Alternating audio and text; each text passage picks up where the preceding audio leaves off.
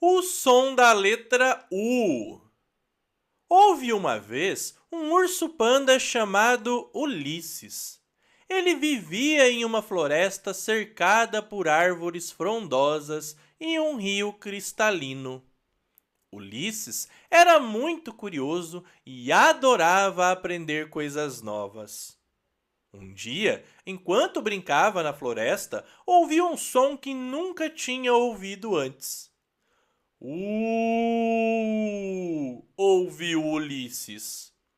Ele ficou curioso e decidiu procurar de onde vinha o som. Andou por horas e horas até encontrar uma abelha. Olá, abelha! Você que está fazendo esse som?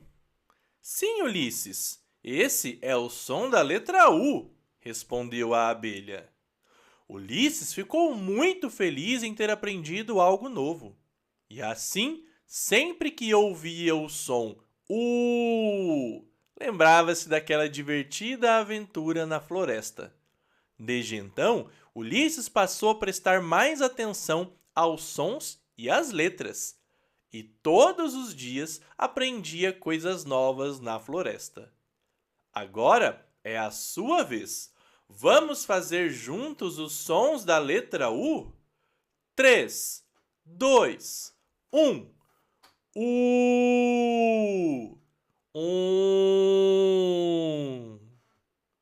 E fim.